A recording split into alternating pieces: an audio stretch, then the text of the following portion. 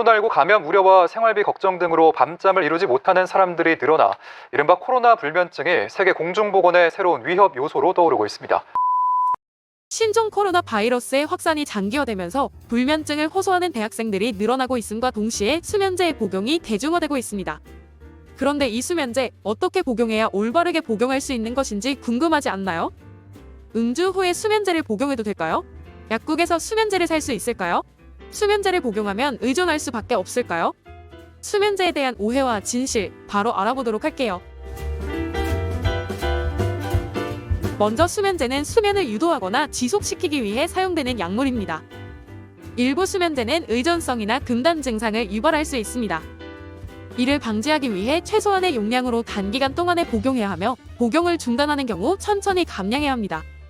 자, 수면제가 무엇인지 가볍게 살펴보았으니 이제 수면제의 오해와 진실에 대해 말씀드리겠습니다. 음주 후에 수면제를 복용해도 될까요? 절대 안 됩니다.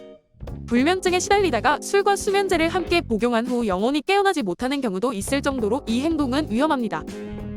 수면제와 알코올은 호흡과 맥박을 감소시키는데 동일한 작용을 하기 때문입니다. 따라서 술과 함께 복용하면 약효가 증가하고 부작용이 유발되며 사망에 이를 수도 있습니다. 약국에서 수면제를 살 수 있을까요? 약국에서 수면제를 사는 것은 어렵습니다. 수면제는 의사의 처방이 있어야만 살 수 있습니다. 참고로 수면 유도제는 처방 전 없이 약국에서 언제든지 구매할 수 있으며 수면제에 비해 효과는 약하지만 내성이나 의존성이 비교적 약하기에 가볍게 먹을 수 있습니다. 수면제를 복용하면 의존할 수밖에 없을까요? 수면제는 중독을 일으키거나 의존하게 만들지 않지만 잘못된 방법으로 복용할 경우 의존성이 생길 수 있습니다. 바로 수면제를 필요 이상으로 장기간 복용하거나 마음대로 복용을 중단, 조절하는 경우입니다. 따라서 수면제를 사용하기 전에는 전문의의 상담이 반드시 필요합니다. 하지만 정해진 용법을 지키지 않고 오남용을 할 시 어떻게 될까요? 수면제를 오남용하면 기억력 장애, 주간 졸림증, 선망 등이 나타날 수 있습니다. 또한 장기간 복용하게 되면 알츠하이머성 치매 유병률이 50%나 높아질 수 있다는 연구 결과가 있습니다. 자, 그럼 수면제에 대해서 다시 한번 간단하게 정리해 주실 정약용 선생님을 모셔볼까요? 정약용 선생님 나와주세요. 다들 안녕하신가? 오늘은 수면제와 수면유도제에 대해 자세히 살펴보겠소. 먼저 수면유도제에 대해 알려주겠소.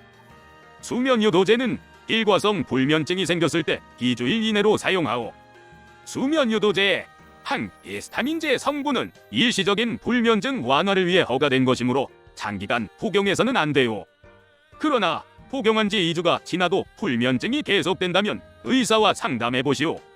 수면유도제 복용 시 추천하는 행동요법은 수면 습관을 개선하는 것일세. 매일 자고 일어나는 시간을 일정하게 유지하거나 잠자는 환경을 조용하게 하는 것이 좋소. 그러나 침대에서 책을 읽거나 TV를 보거나 음식을 먹는 등 수면을 방해하는 행동은 삼가하게나. 다음은 수면제요. 수면제는 의사, 약사의 상담 후 복용해야 하오. 일부 수면제는 갑자기 중단하면 부작용이 생길 수 있으니 의사나 약사의 지시에 따라야 하오. 마음대로 복용량을 늘리거나 자주 복용하는 것은 당연히 위험하오. 와, 그렇군요. 선생님 덕분에 수면제의 올바른 복용법에 대해 알게 되었어요. 마지막으로 오늘 영상에서 배운 내용을 복습해볼까요?